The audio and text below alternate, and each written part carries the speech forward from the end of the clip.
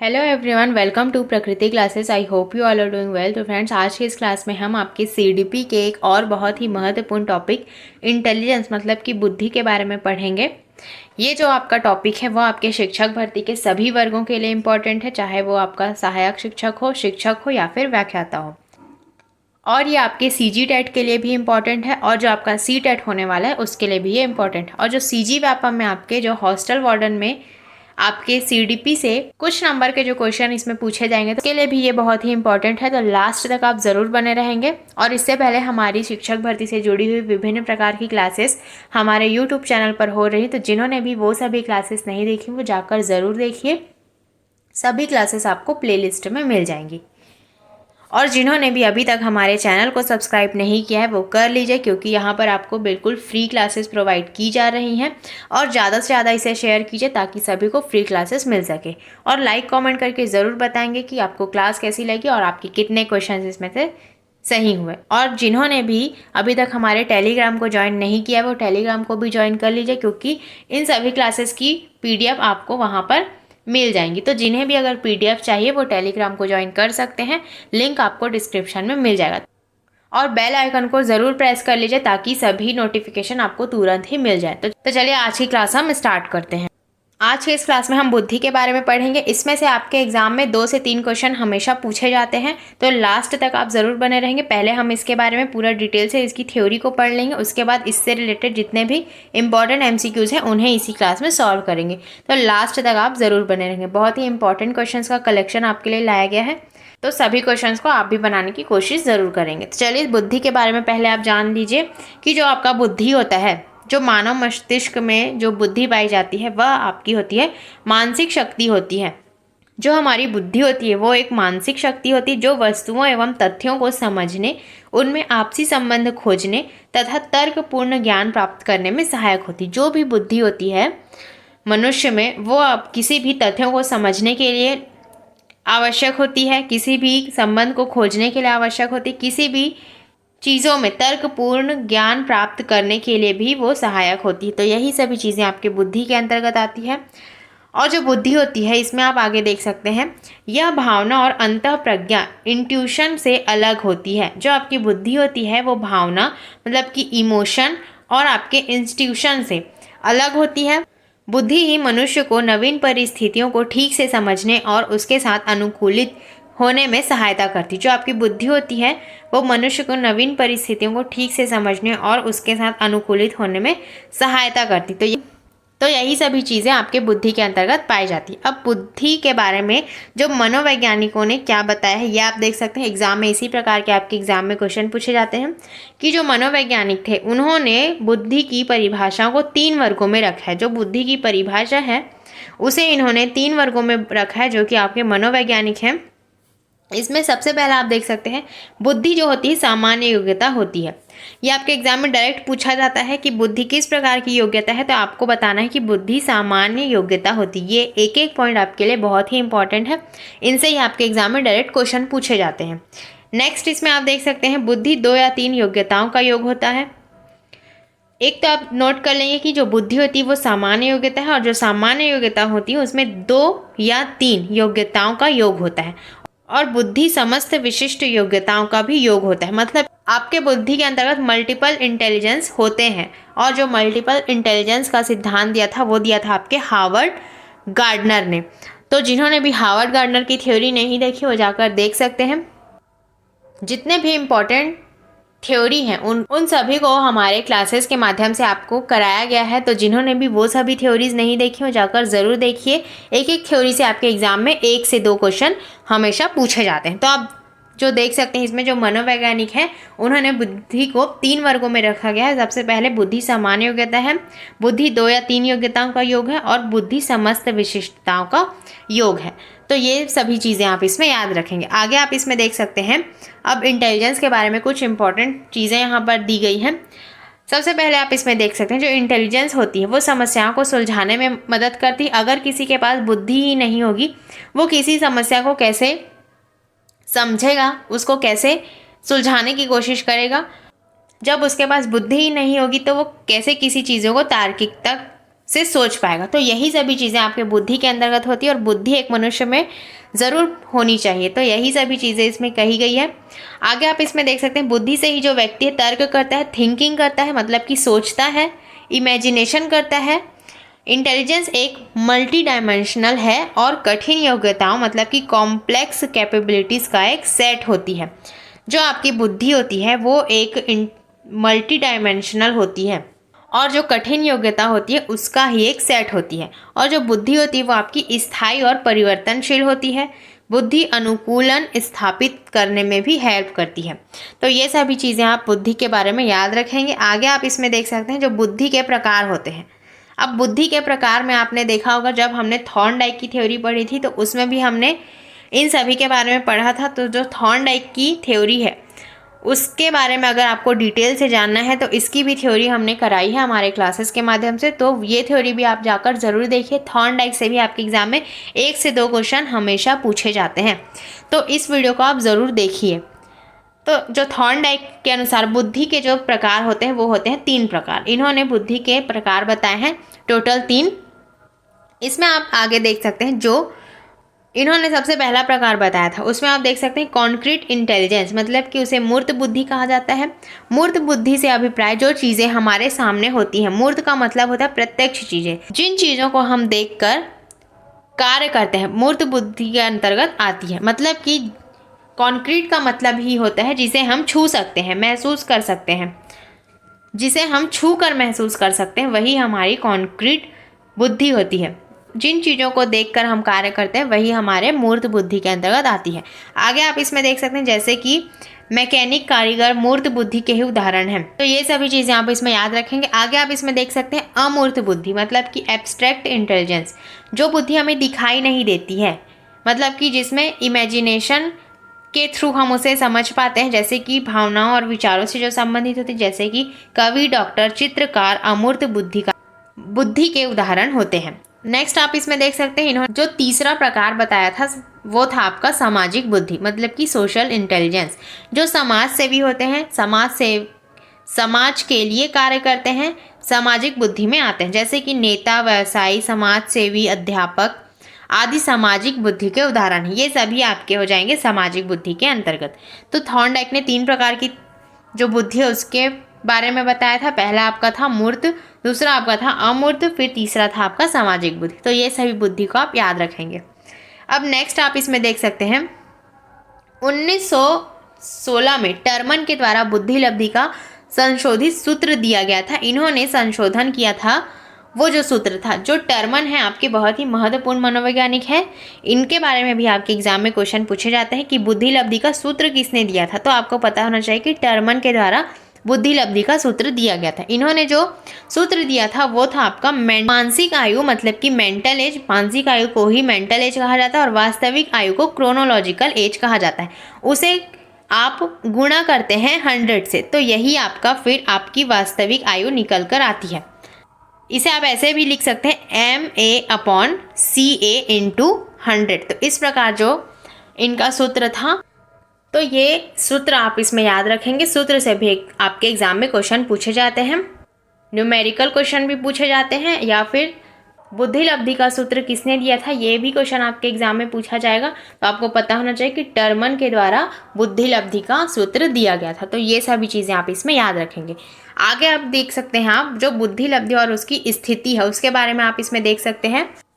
सबसे इम्पॉर्टेंट है ये जो आपका टेबल बना हुआ है यहाँ पर, जो IQ लेवल है और जो उसकी स्थिति है उसे आप ज़रूर याद करेंगे, क्योंकि इससे आपके एग्जाम में हमेशा क्वेश्चन पूछे जाते हैं। सबसे ज़्यादा अभी तक आपके एग्जाम में पूछा गया है जो आपका सामान्य बुद्धि है उसके बारे में, और जो आपका प्रतिभाशाली है उसके बारे में, और जो आपका जड़ बुद्धि है उसके बारे में। तो ये तीनों के अलावा भी आपको इन सभी बुद्धि के बारे में पता होना चाहिए। इन सभी से भी आपके एग्जाम में क्वेश्चन पूछे जाते हैं। तो सबसे पहले आप देख सकते हैं जो 25 से कम होती है उसे जड़ बुद्धि कहा जाता है, मतलब कि इडियट कहा जाता है। 25 से 49 तक की जो इसकी बुद्धि होती है उसे मूढ़ बुद्धि कहा जाता है। 50 से 69 के बीच जो बुद्धि होती है उसे मूर्ख बुद्धि कहा जाता है। और जो 70 से 79 तक की बुद्धि होती है उसे मंद बुद्धि कहा जाता है। और 80 से 89 तक की जो बुद्धि होती है उसे सामान्य बुद्धि से नीचे का माना जाता है। यहाँ तक आप समझ सकते हैं, यहाँ तक आपके सामान्य बुद्धि से सभी नीचे जितने भी बुद्धि आते हैं उनके बारे में यहाँ पर लिखा गया है।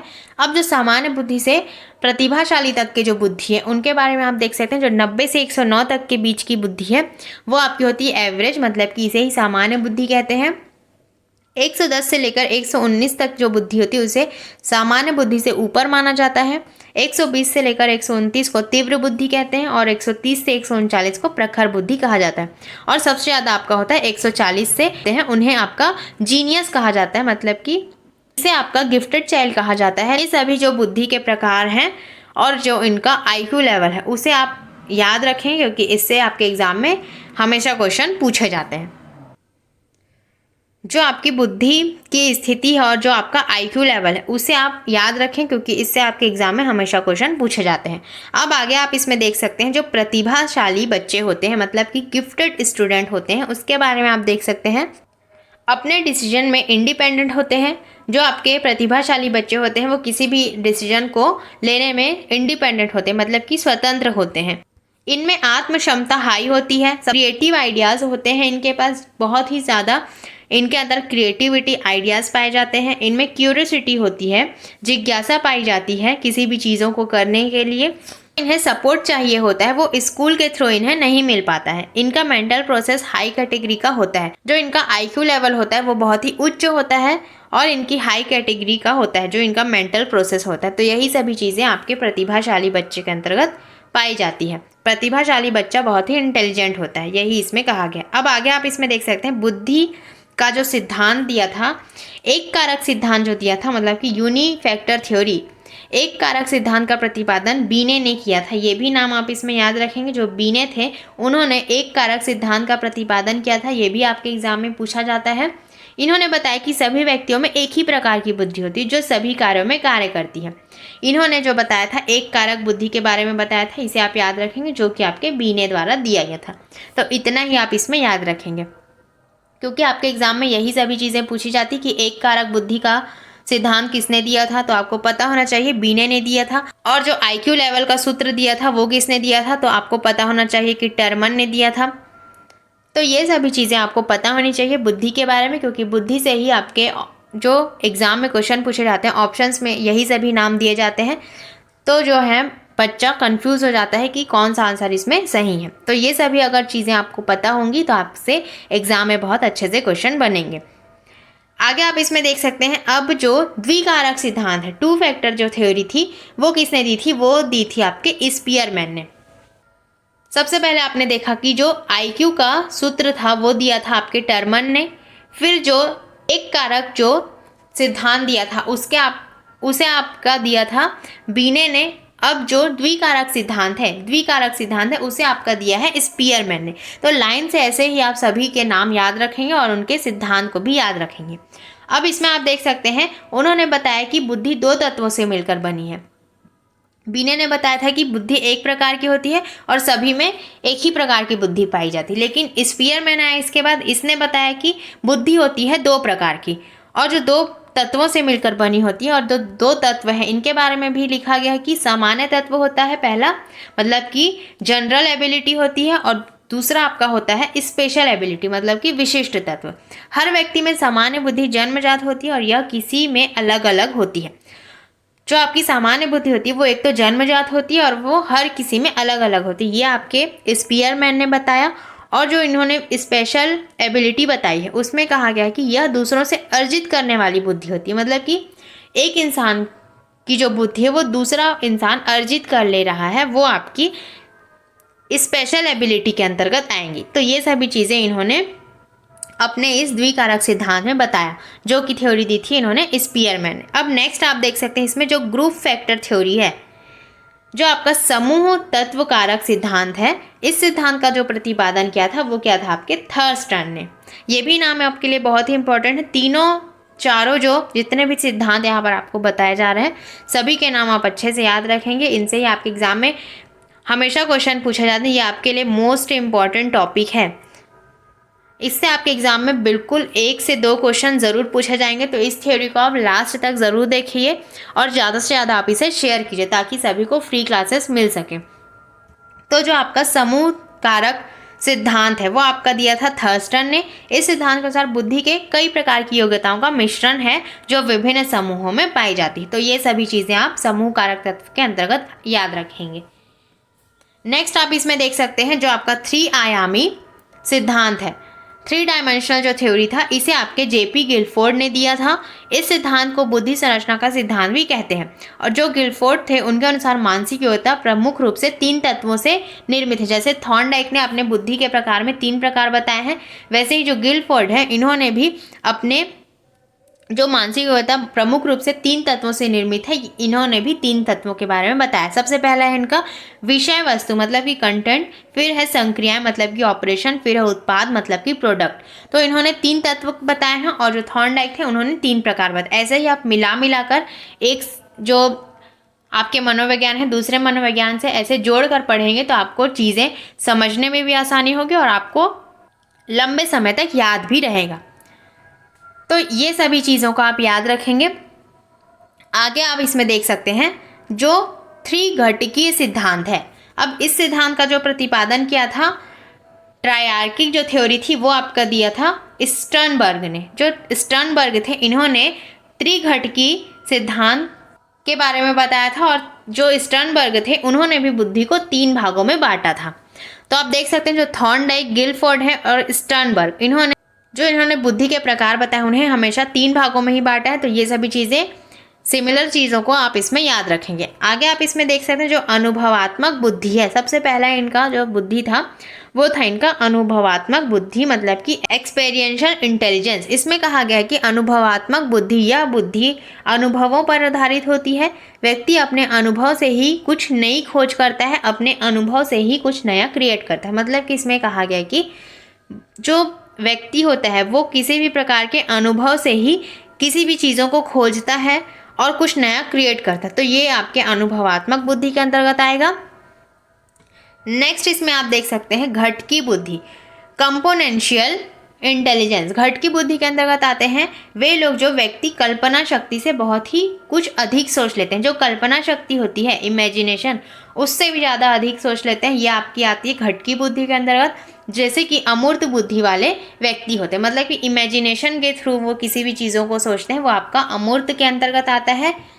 ऐसे लोग हर चीज़ के पीछे कारण जानना चाहते हैं, ये आपका आ जाएगा घटकी बुद्धि। नेक्स्ट इसमें आप देख सकते हैं संदर्भनात्मक बुद्धि। तो इसमें आपका दिया गया है, इसे आपका कहा जाता है कॉन्टेक्चुअल इंटेलिजेंस। संदर्भात्मक बुद्धि व्यक्ति इसमें जो होते हैं सूचनाओं को इस ढंग से उपयोग करने में सफल हो जाता है जो उसको अधिक से अधिक लाभ हो। यह व्यक्ति पर्यावरण के साथ संयोजन करते हैं और व्यवहारिक भी होते हैं। तो ये सभी चीज़ें आपके कॉन्टेक्चुअल इंटेलिजेंस के अंतर्गत आएंगे।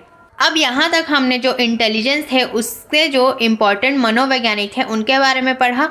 तो इतने ही जो मनोवैज्ञानिक हैं वो आपके इंटेलिजेंस से जो उनके ही द्वारा इंटेलिजेंस की थ्योरी दी गई है। तो यही सभी जो मनोवैज्ञानिक हैं मतलब कि साइकोलॉजिस्ट हैं वही आपके लिए बहुत ही इंपॉर्टेंट है। तो इन सभी के नाम और इनके जो सिद्धांत हैं उन्हें आप याद रखेंगे। अब इससे ही रिलेटेड जितने भी MCQs हैं उन्हें हम सॉल्व करते हैं। तो चलिए MCQs को सॉल्व करते हैं और लास्ट तक आप ज़रूर बने रहेंगे और क्वेश्चन का आंसर आप भी बनाने की कोशिश करेंगे और लास्ट में कमेंट करके ज़रूर बताएंगे कि आपके कितने क्वेश्चन इसमें से सही हुए। तो चलिए सबसे पहला हम इसमें स्टार्ट करते हैं। सबसे पहला क्वेश्चन आप इसमें देख सकते हैं, गिलफोर्ड के बुद्धि संबंधी मॉडल में कुल कितने कोष्ठक खाने हैं? The total numbers of boxes in Guilford model of intelligence is 10, 60, 80 या 120। ये सभी क्वेश्चंस को सॉल्व करने से जो हमने कुछ चीज़ें थ्योरी में नहीं पढ़ी होती वो आपके क्वेश्चन आंसर सॉल्व करने से यहाँ पर आपकी कंप्लीट हो जाती। तो इसीलिए क्वेश्चन आंसर सॉल्व करना आपके लिए बहुत ही ज़रूरी है, क्योंकि हर एक चीज़ों को हम थ्योरी में नहीं पढ़ सकते, कुछ चीज़ों को हम MCQs के माध्यम से पढ़ते हैं और MCQs ही आपके लिए बहुत ही इंपॉर्टेंट है। तो जो इसका सही आंसर हो जाएगा वो हो जाएगा आपका ऑप्शन नंबर डी। जो आपका ऑप्शन नंबर डी है वो इसमें बिल्कुल सही हो जाएगा। जो गिलफोर्ड के बुद्धि संबंधी मॉडल में कुल कितने कोष्ठक दिए गए हैं मतलब कि बॉक्सेस दिए गए हैं वो आपके दिए गए हैं 120। तो ये चीज़ें आप इसमें याद रखेंगे, ये ऑप्शन आप इसमें याद रखेंगे। नेक्स्ट क्वेश्चन आप इसमें देख सकते हैं, क्वेश्चन नंबर 2, किसी 10 वर्षीय बालक की मानसिक आयु 14 वर्ष है तो वह कहलाएगा। If the mental age of a 10-year-old child is 14 years then he will be called. प्रतिभाशाली, सृजनशील, मंद बुद्धि या जड़ बुद्धि, टैलेंटेड, क्रिएटिव, रिटार्डेड या इडियट। तो जिसका भी इसका जो सूत्र था वो आपका था MA/CA, मतलब कि mental as upon chronological age into 100, और ये आपका दिया था आपके टर्मन के द्वारा। टर्मन के द्वारा इस बुद्धि के बारे में बताया गया था का 10 वर्षीय बालक की मानसिक आयु 14 वर्ष है, मतलब कि उसकी मानसिक आयु 14 वर्ष है और उसकी क्रोनोलॉजिकल एज 10 वर्ष है। इसे इंटू 100 करेंगे तो जो इसका सही आंसर हो जाएगा वो आ जाएगा आपका 140, मतलब कि प्रतिभाशाली ये बच्चा हो जाएगा। तो इस प्रकार से इसका आंसर हो जाएगा प्रतिभाशाली। इसी प्रकार के आपके न्यूमेरिकल क्वेश्चन भी पूछे जाते हैं। यहाँ पर जो 140 दिया गया आंसर में वो आपके ऑप्शंस में भी दिए जाते हैं। तो आपको इसी प्रकार से जो एक्चुअल IQ है वो आपको निकालना आना चाहिए। तो इसी प्रकार से ये जो फॉर्मूला है, ये जो सूत्र है IQ का, उसे आप इसी प्रकार से निकाल कर सही आंसर का पता लगा सकते हैं। तो ये IQ का सूत्र आपको पता होना चाहिए और इसे आप अच्छे से याद रखेंगे। तो जो इसका सही आंसर हो जाएगा वो हो जाएगा आपका प्रतिभाशाली, टैलेंटेड स्टूडेंट। अब नेक्स्ट क्वेश्चन आप इसमें देख सकते हैं, थॉर्नडाइक का बुद्धि सिद्धांत है एक तत्व सिद्धांत, द्वितत्व सिद्धांत, बहुतत्व सिद्धांत या 3 आयामी सिद्धांत। Thorndike's theory related to intelligence is 1 element theory, 2 element theory, multi element theory या 3 डायमेंशनल थ्योरी। तो जो थॉर्नडाइक का बुद्धि सिद्धांत है उसका जो सही आंसर हो जाएगा ये हो जाएगा आपका बहुतत्व सिद्धांत। मल्टी एलिमेंट थ्योरी जो है थॉर्नडाइक के द्वारा दिया गया था। और जो आपका एक तत्व का सिद्धांत दिया था वो दिया था आपके बीने के द्वारा। तो आपको ऑप्शंस में जितने भी ऑप्शन बताए गए हैं उन सभी के सिद्धांत के जो प्रतिपादक हैं उनके नाम आपको पता होने चाहिए। और जो द्विकारक सिद्धांत दिया था, मतलब कि द्वितत्व सिद्धांत दिया था, वो दिया था आपके स्पीयरमैन ने, तो ये भी आप इसमें याद रखेंगे। और जो आपका बहुतत्व सिद्धांत दिया था वो दिया था आपके थॉर्नडाइक ने, और जो 3 आयामी सिद्धांत दिया था वो दिया था आपके गिलफोर्ड ने। तो इन सभी के बारे में आपको पता होना चाहिए, इनसे आपके एग्जाम में हमेशा क्वेश्चन पूछे जाते हैं। और ये जो सभी क्वेश्चंस हैं वो आपके किसी ना किसी एग्जाम में आए हुए क्वेश्चन हैं, तो इसी प्रकार के क्वेश्चन आपके एग्जाम में पूछे जाते हैं। तो लास्ट तक आप जरूर बने रहेंगे। नेक्स्ट क्वेश्चन आप इसमें देख सकते हैं, 0 से 25 बुद्धि लब्धि को क्या कहते हैं। 0 to 25 IQ इज कॉल्ड मूर्ख बालक, जड़ बालक, पिछड़े बालक, मंद बुद्धि बालक, stupid child, idiot child, backward child या रिटार्डेड चाइल्ड। तो जो 0 से 25 बुद्धि लब्धि को कहते हैं वो आपका कहते हैं जड़ बालक, मतलब कि इडियट चाइल्ड। जो टेबल था उसे आप ज़रूर याद रखेंगे। तो आप देख सकते हैं कि आपके टेबल से कितने क्वेश्चन आपके एग्जाम में पूछे जाते हैं। इसी प्रकार के आपके एग्जाम में क्वेश्चन पूछे जाते हैं। तो सभी के जो IQ लेवल है उसे आपको याद रखना पड़ेगा। नेक्स्ट क्वेश्चन आप इसमें देख सकते हैं, गिलफोर्ड के बुद्धि संबंधी मॉडल में कौन सा आयाम नहीं है ये पूछा गया है। Which dimension is not there in Guilford model of intelligence. विशिष्ट तत्व, प्रक्रिया मतलब कि संक्रिया, अंतर वस्तु, विषय वस्तु, परिणाम, उत्पाद या फिर specific element, process, activity, content मतलब कंटेंट या रिजल्ट मतलब प्रोडक्ट। तो इसका जो सही आंसर हो जाएगा वो हो जाएगा आपका ऑप्शन नंबर A, विशिष्ट तत्व इसमें नहीं है। जो गिलफोर्ड ने 3 तत्व के बारे में बताया था उसमें ये 3 तत्व थे, संक्रिया, विषय वस्तु और उत्पाद। तो ये सभी के नाम आप इसमें याद रखेंगे। नेक्स्ट क्वेश्चन आप इसमें देख सकते हैं, स्व प्रत्यय के निर्माण में सहायक है। Helpful in formation of self concept, स्वास्थ्य, अभिक्षमता, बुद्धि या अभिप्रेरणा, हेल्थ, एप्टीट्यूड, इंटेलिजेंस या मोटिवेशन। तो जो स्व प्रत्यय के निर्माण में सहायक है वो आपका हो जाएगा बुद्धि। इंटेलिजेंस ही आपके स्व प्रत्यय के निर्माण में सहायक होता है। नेक्स्ट आप इसमें देख सकते हैं क्वेश्चन नंबर 7, गिलफोर्ड ने बुद्धि संबंधी सिद्धांत दिया था। बहुतत्व सिद्धांत, 3 आयामी सिद्धांत, एक तत्व सिद्धांत या ये होना चाहिए द्वितत्व या समूह तत्व। तो इसमें आप देख सकते हैं, Guilford gave the theory related to intelligence, multi element theory, 3 dimensional theory, 1 element theory या एलिमेंट थ्योरी। तो इसका जो सही आंसर हो जाएगा, जो गिलफोर्ड के द्वारा दिया गया सिद्धांत था वो था आपका 3 आयामी सिद्धांत। और जो आपका एक तत्व का सिद्धांत दिया था वो दिया था आपके बीने के द्वारा। तो ये सभी चीज़ें आप इसमें याद रखेंगे। और जो 3 आयामी का सिद्धांत दिया था वो दिया था आपके गिलफोर्ड ने। तो ये आंसर इसमें बिल्कुल सही हो जाएगा। नेक्स्ट क्वेश्चन आप इसमें देख सकते हैं, क्वेश्चन नंबर 8, प्रतिभावान बालकों की बुद्धि होती है। Intelligence question of talented children is, वो होती है आपकी 130 से अधिक, 110 से अधिक, 105 से अधिक या 100 से अधिक। मोर देन 130, मोर देन 110 या फिर मोर देन 105 या फिर मोर देन 100। तो जो आपके प्रतिभाशाली चाइल्ड होते हैं वो अक्सर 140 से ऊपर होते हैं या कहीं कहीं पर 130 से भी अधिक दिया होता है। तो दोनों ऑप्शन इसमें बिल्कुल सही हो जाएंगे। तो इसका जो सही आंसर हो जाएगा वो हो जाएगा आपका 130 से अधिक। ऑप्शन नंबर ए इसमें बिल्कुल सही हो जाएगा। नेक्स्ट क्वेश्चन आप इसमें देख सकते हैं, क्वेश्चन नंबर 9। बुद्धि के समूह कारक सिद्धांत के प्रणेता कौन से थे? थॉर्नडाइक, थर्स्टन, स्पीयरमैन या Thomson? The founder of group factor theory of intelligence is. तो जो इसका सही आंसर हो जाएगा वो हो जाएगा आपके थर्स्टन। ये आपका थर्स्टन है। थर्स्टन के द्वारा ही समूह कारक सिद्धांत का प्रतिपादन किया गया था। तो ये आंसर इसमें बिल्कुल सही हो जाएगा। अब नेक्स्ट क्वेश्चन आप इसमें देख सकते हैं, क्वेश्चन नंबर 10। निम्न में से गिलफोर्ड ने कौन से बुद्धि सिद्धांत का प्रतिपादन किया है? Which of the following theories of intelligence has been propounded by Guilford?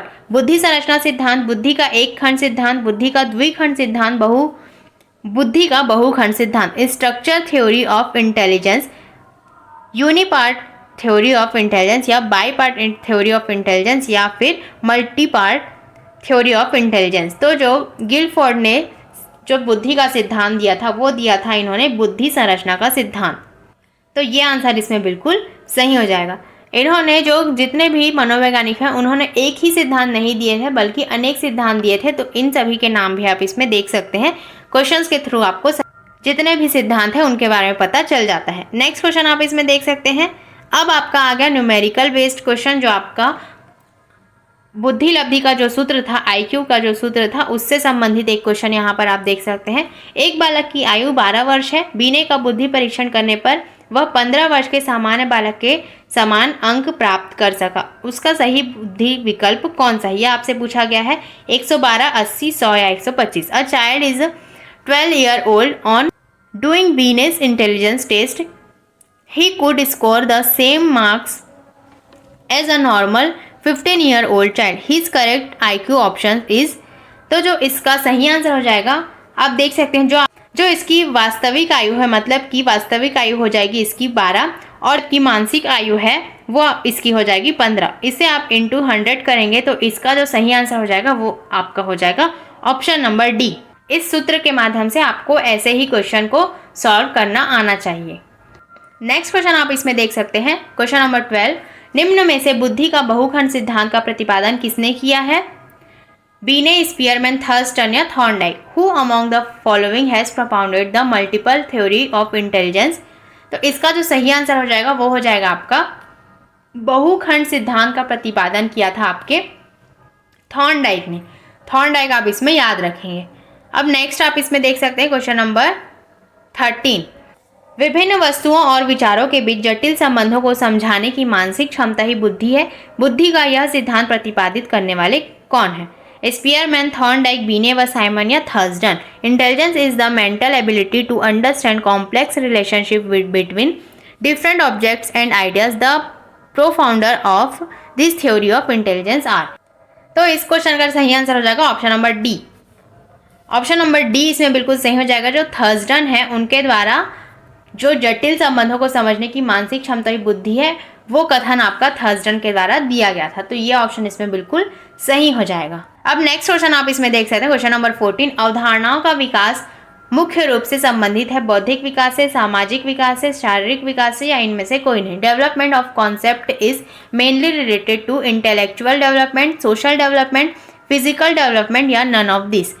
तो जो आपका अवधारणाओं का विकास मुख्य रूप से संबंधित है वो है आपका बौद्धिक विकास से। बौद्धिक विकास से ही आपका अवधारणा का विकास संबंधित है। तो ये ऑप्शन इसमें बिल्कुल सही हो जाएगा। अब नेक्स्ट क्वेश्चन आप इसमें देख सकते हैं, क्वेश्चन नंबर 15।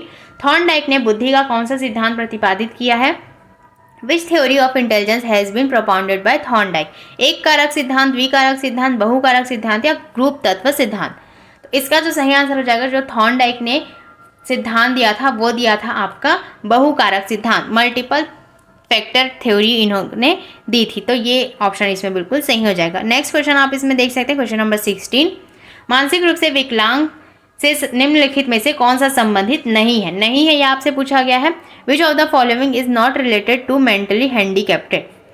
जड़ बुद्धि, मूल असामाजिक कार्य या अल्प बुद्धि? स्टूपिड या फिर एंटी सोशल एक्टिविटीज या लो इंटेलिजेंस? तो इसका जो सही आंसर हो जाएगा वो हो जाएगा आपका सेट होना चाहिए, इसे आप करेक्ट कर लेंगे।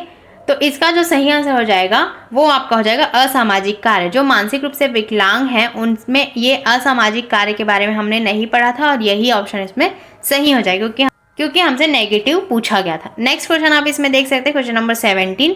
बुद्धिमत्ता का संबंध किससे है? केंद्रीय चिंतन से, बहुआयामी चिंतन से, सृजनात्मकता से या उपयुक्त सभी से? Intelligence is related to central thinking, multi dimensional thinking, creativity या ऑल ऑफ द अबव? इसका सही आंसर हो जाएगा ऑल ऑफ द अबव। उपयुक्त सभी से आपका बुद्धिमत्ता का संबंध होता है, केंद्रीय चिंतन से भी, बहुआयामी से भी या और सृजनात्मकता से भी। तो ये सभी इसमें बिल्कुल सही हो जाएंगे। नेक्स्ट का आप देख सकते हैं इसमें नेक्स्ट क्वेश्चन, क्वेश्चन नंबर 18। विशिष्ट बालक का संबंध होता है शिक्षा से, बुद्धि से, पाठ्य सामग्री से या खेल से? A special child is related to education, intelligence, study material या स्पोर्ट्स? तो इसका सही आंसर हो जाएगा जो आपका विशिष्ट बालक का संबंध होता है वो होता है आपके इंटेलिजेंस से, बुद्धि से। ये इसमें बिल्कुल सही हो जाएगा। नेक्स्ट आप देख सकते हैं इसमें क्वेश्चन नंबर 19।